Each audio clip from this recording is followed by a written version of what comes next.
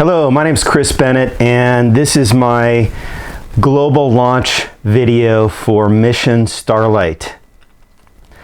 It's an idea I've been working on for 20 years, and things are lining up for it to be successful finally, I believe. Starlite's an amazing fireproof material which was invented by Maurice Ward back in 1989 approximately.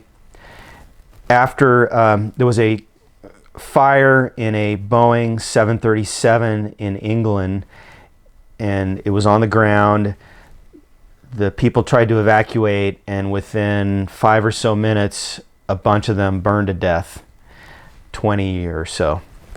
So Maurice Ward saw that in the news, and he was already working with plastics, so he started mixing different chemicals that were fire retardants, and he came up with something that was beyond anything that was known to man. So he started working, he was in, what's it called, Tomorrow's World. You can find that video on my website. Then he was on Dateline NBC in 1994 with Jane Pauley and Stone Phillips. You can see that. At that time, he met Dr. Raymond Clinton at NASA, who now is the deputy director of the Marshall Space Center in Huntsville, Alabama. He's also President Clinton's close cousin. They grew up together. So Dr. Clinton met with Maurice, and if you watch the Dateline NBC video, you can hear NASA spokesperson saying, "We're very interested in Starlite. It could help in a lot of different areas." And then they show the space shuttle taking off, and the announcer says, "Maybe Starlite can help with the heat shield, which is really fragile and has problems." So I've got a NASA memo, 4 pages long, which describes the history of Starlite. It's on my website, and starlitetechnologies.org. And I believe it was written by Rudy Naranjo. He's the NASA spokesperson you can hear in the Dateline NBC video. And so he says, well, what's written in the NASA memo is the whole history of Starlite, that NASA instructed Boeing to test Starlite as a possible solution to the heat shield, which they did. And according to the 33-page Boeing report, which you can find most of the pages on my website, Starlite was better than the material on the heat shield at millimeters thick, which is hard to believe.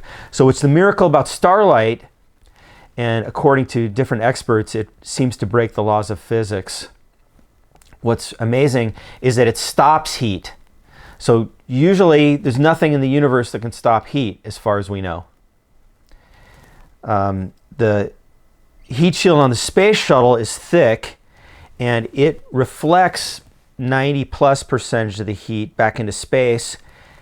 The heat that goes through has to be absorbed by a radiator and then drawn away. And so whereas Starlite with a thin coating, you can see in the egg test, he has an egg, he puts the blowtorch on it, in a few minutes he cuts it open and it's not cooked. It's barely cooked. Maybe it's warmed up a little. So usually heat and fire burn right through, and so that's what's amazing about Starlite. So according to the experts, it's a multi-billion-dollar invention. It could revolutionize firefighting, aviation, aerospace, etc., etc. But unfortunately, the Boeing company and NASA stole it from us, and after proving that it worked, they slammed the door on us. And 3 months later, the space shuttle blew up over Texas when the heat shield failed. So after that, about 6 months later, I started contacting NASA and Boeing, Dr. Alan Atkins, and he started giving us the runaround and slandering the inventor and saying it was the inventor's fault that a deal never happened. But I pointed out to him, well, Boeing never made an offer. So you can check out, there's 5 pages of emails from Dr. Atkins on my website, And he says, Starlite has broken all of the records. It's better than anything we've ever seen. It would take us 10 or 20 years to develop something similar. We really need it. It's valuable to our stock holders. But what keeps coming up in the meetings when we ask for funding for Starlite is NIH, not invented here. We didn't invent it at Boeing, so therefore we don't want it, and we won't fund it. So they stole it. They stole samples. Through numerous conversations with Dr. Clinton, some of which I recorded, he said that he had stolen samples. He had samples at one time, and I said, well, where did you get those samples? And he said, well, because I said the only ones that ever left Maurice were stolen from a locker in Boeing. And he said, well, there was a dispute about who owned them. So he basically admitted that they were stolen. So, shoot, I'm not a professional presenter, so I've been trying to shoot these videos for weeks now, and it's been a little difficult because I have a lot of stress. This 20 years of knocking on doors, contacting hundreds of congresspeople and senators, my local senators, Hutchison, I'm blocking on his name. Lamar Smith, Paul Workman. They've all slammed the door in my face, even though their job is they oversee the committees that are concerned about aerospace and aviation safety. And so that's their job. So Starlite at the same time was tested as a solution for the fire problem in Boeing jets. On the FAA's website, it says that they have a commitment to eliminate flammable materials because something like 60% of people that die in crashes don't die from the crashes in commercial aviation. They die from the post-crash fire. So in 1998, there was a Swiss air crash in which over 200 people died because there was a fire in a McDonnell Douglas jet, and they traced it to insulation. And so the FAA said to Boeing that they had to eliminate flammable insulation in 10,000 jets globally, including the McDonnell Douglas jets, which because they bought that company. And but then soon after, the FAA backed down and said, well, only insulation called AN26, which is in several thousand jets globally, maybe 1,000 in the United States. And so Starlite was, this AN26 insulation is throughout the jet hull. So you have the whole jet, and then throughout the entire hull is a layer of insulation, and it keeps out the noise and keeps in the heat. So, but this insulation is not only flammable, but as the Boeing jets get old, there's wiring throughout the entire jet, and it jiggles, and the plastic coating gets worn off, and then it can create sparks. So I think that's what they think happened in the Swiss air crash and numerous other accidents. So our Starlite, if you just replace the insulation, you'd have to pull it out and put in an entirely new insulation, which is not fireproof. And so with Starlite, you can pull the insulation out. It comes in these big, like, pillows, you know, like the airline pillows that you sleep on, the thin pillows. And so you could pull it out, spray the Starlite on, and then put it back, and it would create a fireproof barrier through the entire jet. So it would save on materials too, and man hours. So the way I figured a lot of this out is that, unfortunately, the inventor died a few years ago, Maurice, and I was really just devastated.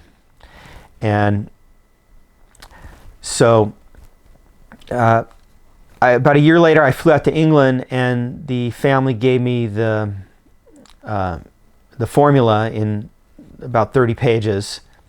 And so I looked up the 4 ingredients on Google Patents, and there it is. In 2005, Boeing patented the same 4 ingredients. There's 4 critical ingredients. There's others which Maurice used to enhance the fireproofing, but there's 4 main ingredients. So Boeing patented the same formula. And then down at the bottom, it says, there's a note that says, Flame Seal in Houston has a similar formula, which is not patented.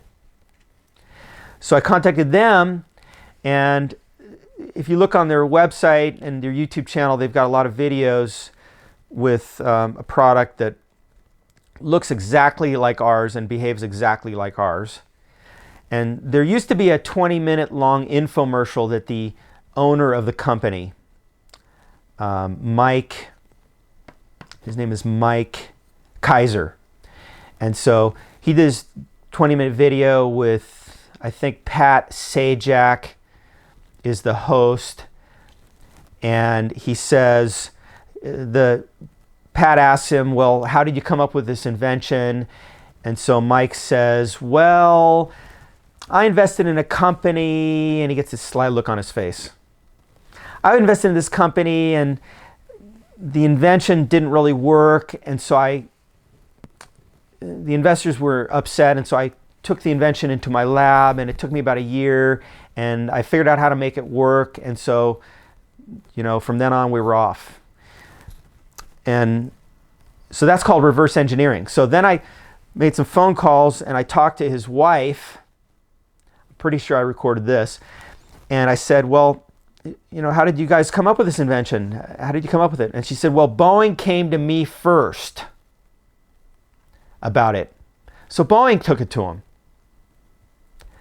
Then I followed up, and I talked to some other people there, and they said, oh, well, Mike's wife got in a bad car accident, and she got a concussion, so she's confused. So this company, Flame Seal, sold millions of dollars of stock, and they built a big, massive plant.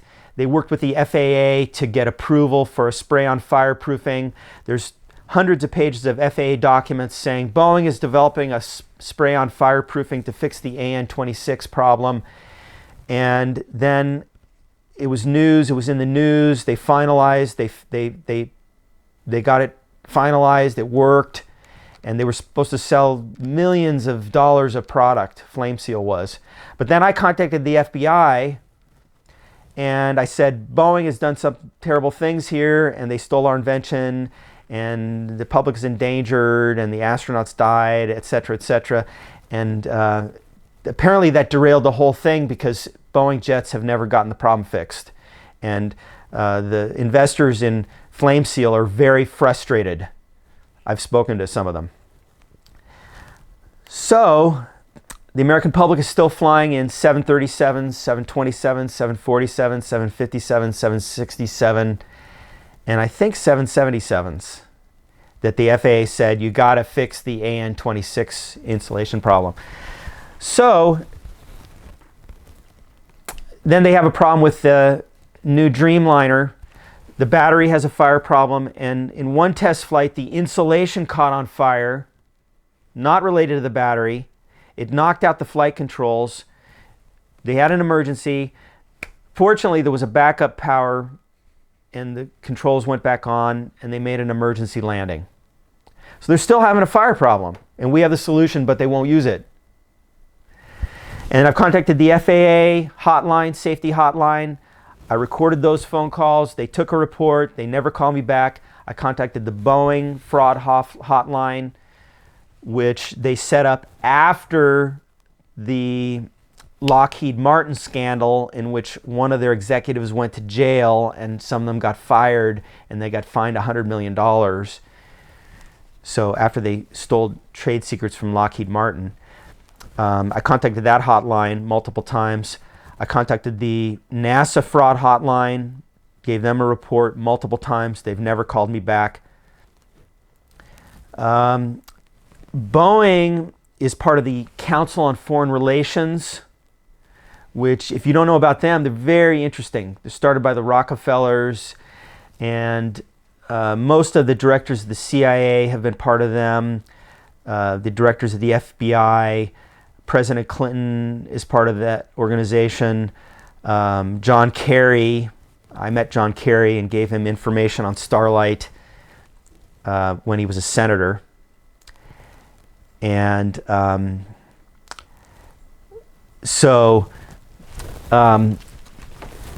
is part of that organization, and so are a lot of news organizations. The Rockefellers, as I said, billionaires, trillions of dollars of investment funds. It's an amazing organization. So Bill Clinton came here in, I think, 2004 to sign his book, My Life, in Austin. And I waited in line, and I was in the last group. I shook his hand. I gave him my card on Starlite, and he stuck it in his pocket. At that time, I didn't know his cousin was involved. So when I got home and I started reading the book, lo and behold, here's his signature. It's kind of fallen apart a little bit. But page 32, Raymond, the fourth child of Uncle Roy, was the only Clinton with any money or consistent involvement in politics. No, he's talking about Raymond, who is Uncle Roy, was the only Clinton with any money or involvement in politics. He had been part of the GI reform effort after World War II, although he wasn't in the service himself. Raymond Jr., his son, Corky, was the only one who was younger than I. He was also brighter. He literally became a rocket scientist with a distinguished career at NASA. Then, on the next page, Raymond and his family lived in a big house on Lake Hamilton, where we used to go for picnics and rides in his big wooden Chris Craft boat. We celebrated every 4th of July there with lots of fireworks. After his death, Raymond's kids decided with sadness that they had to sell the old house. Luckily, my library and foundation needed a retreat, so we bought the place and are renovating it for that purpose. And Raymond's kids and grandkids can still use it. He's smiling down on me now. I don't know about that. I don't think he's smiling. Okay, so the Clinton Foundation bought the house. The Clinton Foundation, we know about them. So the Clinton Foundation got a lot of money from Boeing. Hillary Clinton got a lot of money from Boeing. President Clinton, when he was president, is when Boeing stole Starlite with Raymond Clinton. Raymond Clinton was directing a task force for the military and Boeing and Lockheed Martin and NASA. And I've got a whole newsletter. It's 20 pages or so. It's on my website under the history of Starlite. And so you can read, he had this big project, which is to expedite heat-resistant materials for military and NASA and civilian applications. So that's why they needed Starlite, apparently. So I'm telling you all this because I need help. I've been working alone for 20 years. I've got some family members who've been helping me. And, you know, I can count on one hand how many people have helped me in the last 20 years. I'm working with Chief Ken Riddle.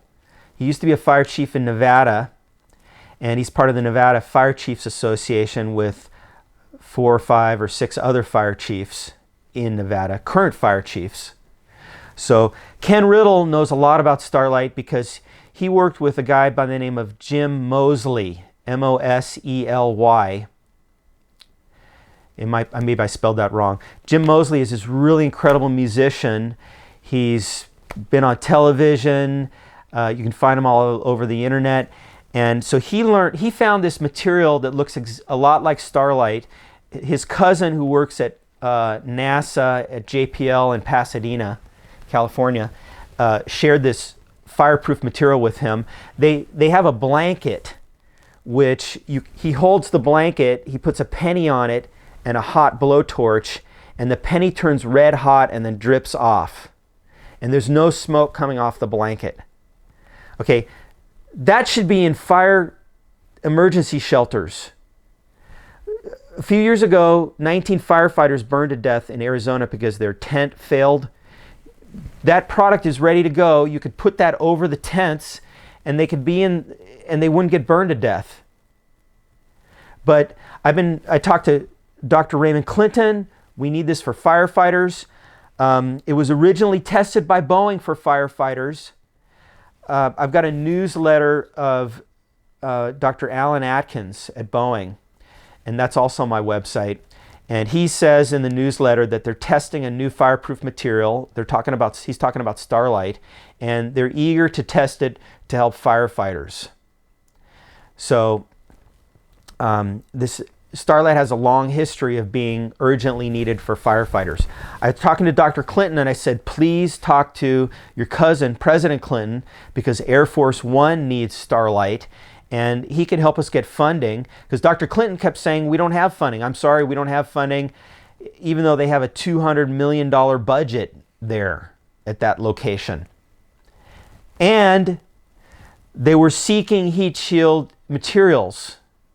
It was called, it was some kind of contest that Boeing and NASA was having in which they're seeking heat-resistant materials, and Dr. Clinton was overseeing the contest. We're seeking heat-resistant materials. It's a publicly announced contest, but we have the most important heat-resistant invention of all time, but Dr. Clinton won't give us a dime. Okay? I was getting really frustrated, but I had no idea he was a criminal. And he works with criminals, and it's a big criminal organization. I told him in my phone call with him 8 or so months ago, I said, Dr. Clinton, it's like a gigantic corrupt octopus. It's called the military-industrial complex. Or no.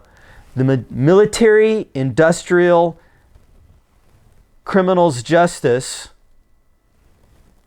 media complex. The media organizations have been refusing to report for 10 years. So I'm sorry to call you guys out. If any news organizations are watching this video, I'm sorry to call you out, but I've been contacting news organizations for the last 10 plus years, and they refuse to report. USA Today, CNN, ABC, NBC. USA Today, I talked to the guy there. His first name is Chris. Let me see here. I got his name. I recorded the phone call. He said, no, you haven't made your case. You haven't convinced me. You don't own the patent, therefore we can't report on it. Etc., etc., etc. Like a dozen different excuses. We can't report on it. It's just a bunch of baloney. Seattle Times, Dominique Gates. I've been contacting him for approximately 10 years. All my emails, I got emails back from him. You don't own the patent. There's been no news. Maurice seems to be a difficult person. Weird, crazy excuses. Then I talked to him on the phone and I recorded the call. Let's see. March of last year, and he gave me a bunch of other baloney excuses. So now I got proof. ABC News. Rhonda is her name. Rhonda, help me, Rhonda. Help me, Rhonda. She wouldn't help me. I talked to Jim Hoffer, Mika Brzezinski's husband. No. First he said, well, no, we're not going to do a report on this. We're not going to investigate it. Well, don't you feel an obligation to report on something that can save a lot of lives by protecting firefighters and preventing fires in people's homes? You have no right to tell me what my business is. Click. So, you know what? All you guys got to do is report on it. You're going to be the heroes of the world. So don't not report on it now because you're going to get in trouble or something like that. That would be just really ridiculous. So anyway, I'm creating a contest, $100 million. I believe that I'm owed $100 million. So if you look at when inventions like this get stolen, and then companies like Boeing get caught, they had to pay an $80 million fine, I think, when they got caught stealing the Lockheed Martin stuff. But I think they're going to owe me $100 million. I've been contacting attorneys for 10 years, and most of them won't even talk to me. Another bad sign. I don't know if they're scared. I don't know if, they're like aviation. Boeing whistleblower company in a group of attorneys in Washington, Seattle, Washington. I contacted them. They won't talk to me. So that's false advertising.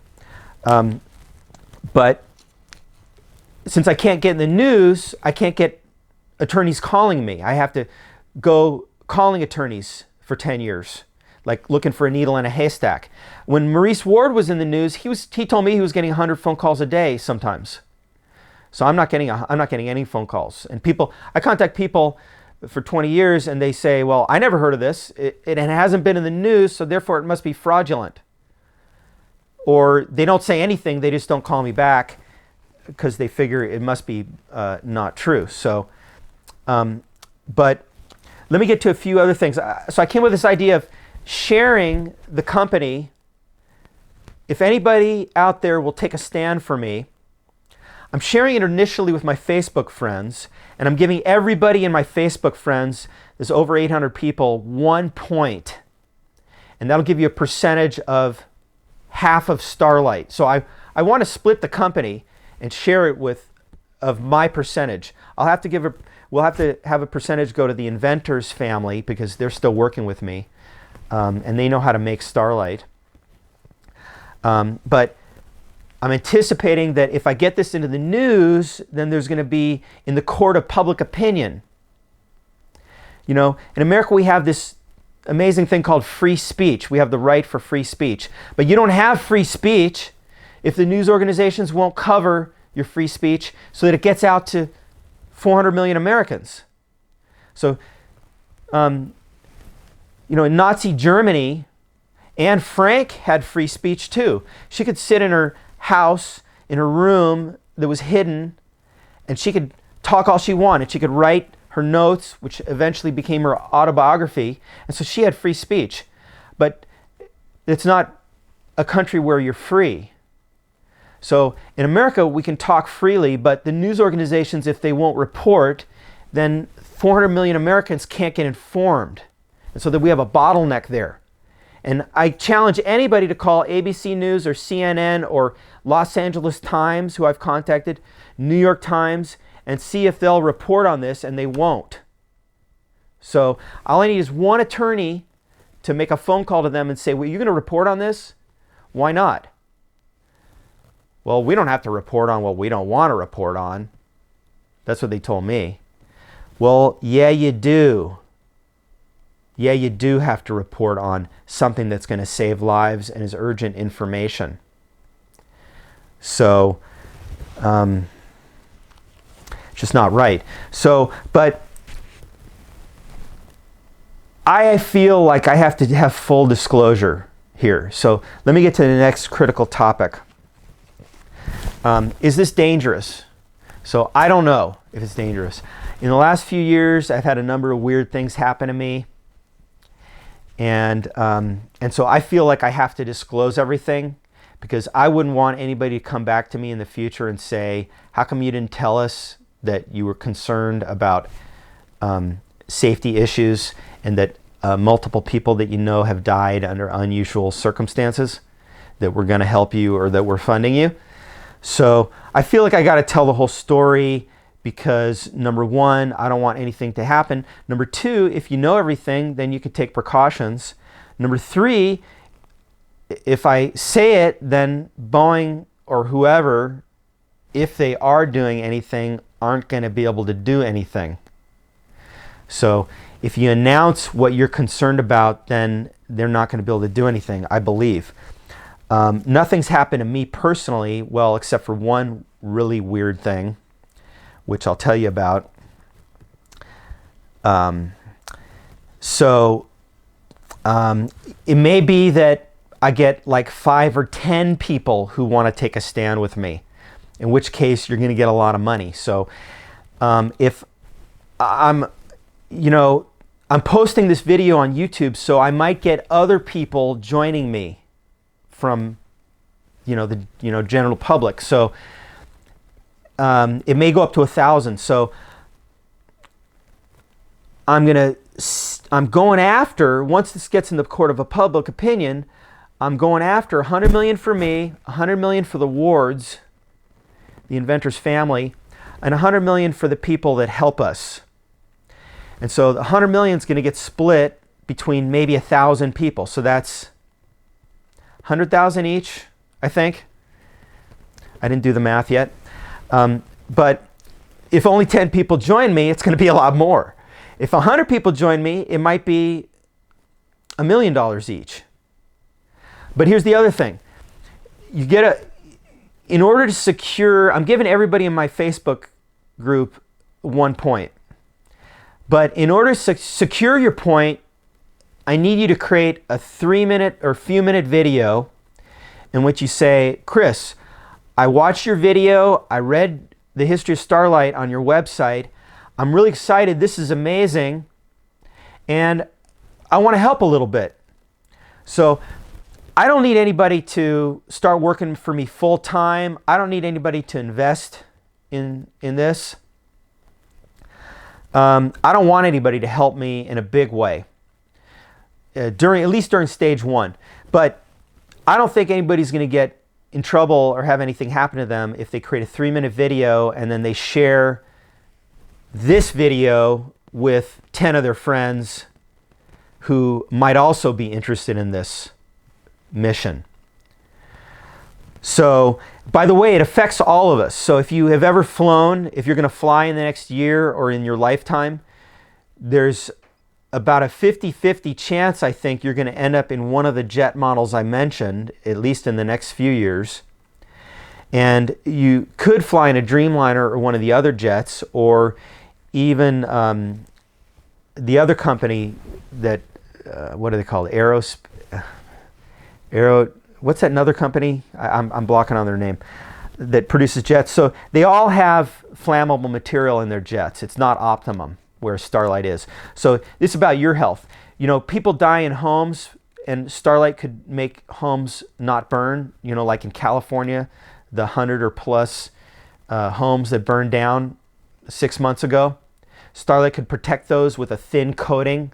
It might cost $50,000, it might cost $20,000, it might cost $100,000. I'm not sure yet to coat and make the whole home fireproof. But at least in fire-prone areas, they could do it.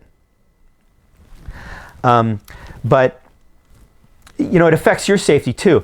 Plus, there's the other issue, which my projects is about.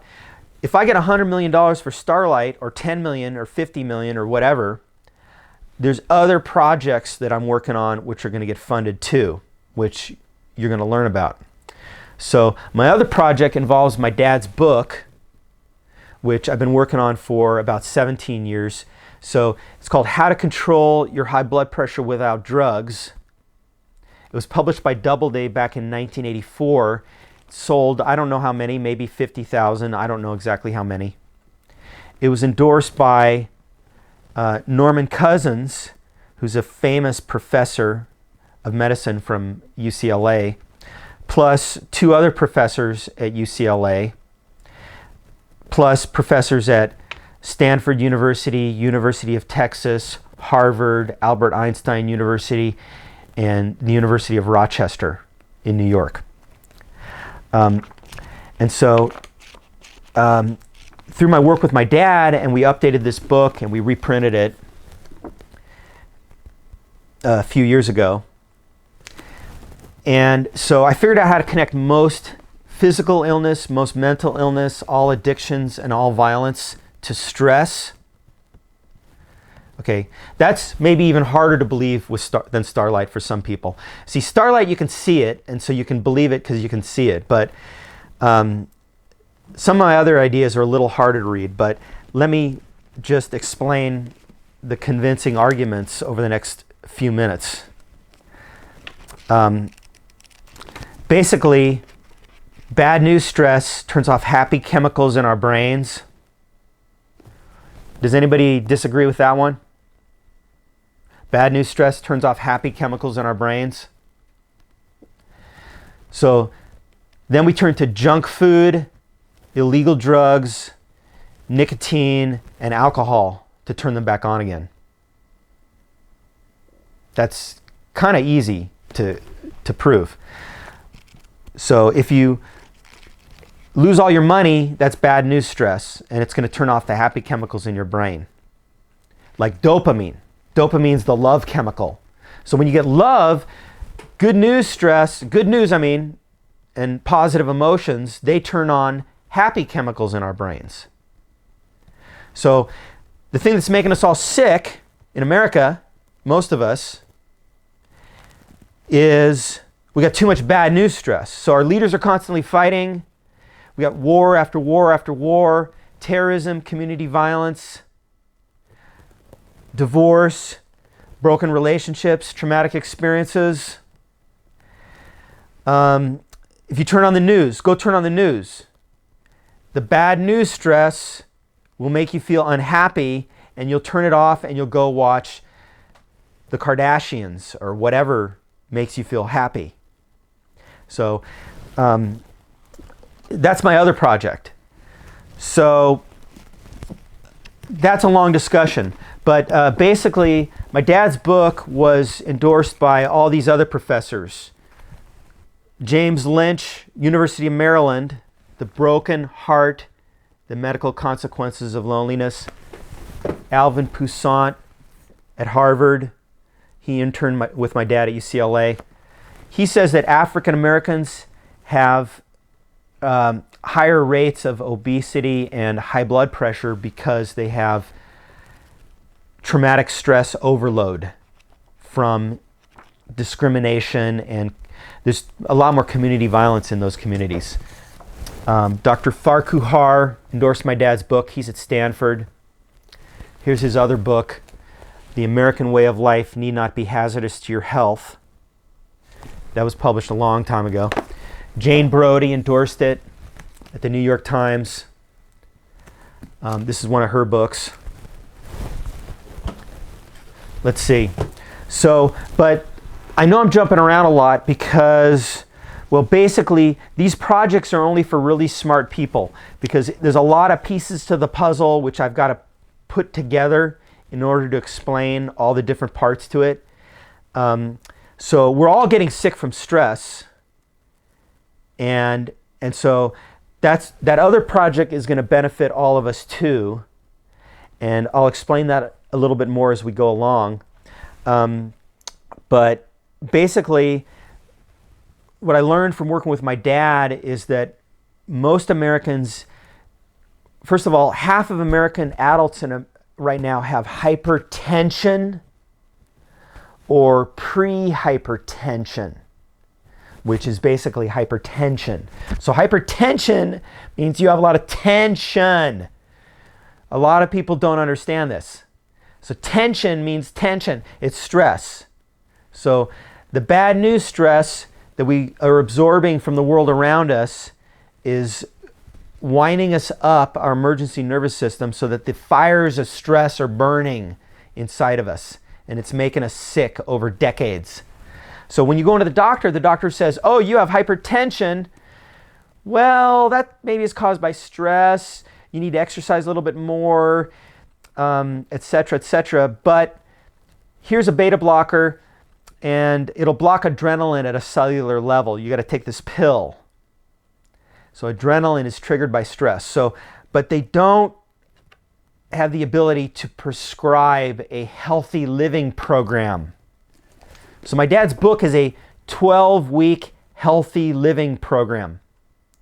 My dad was the founding medical director of the Pritikin Longevity Center, another healthy living program.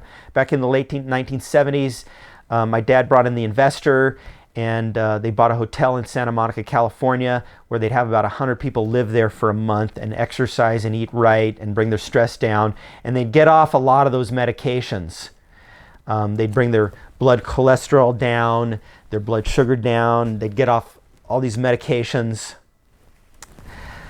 And 30 years later,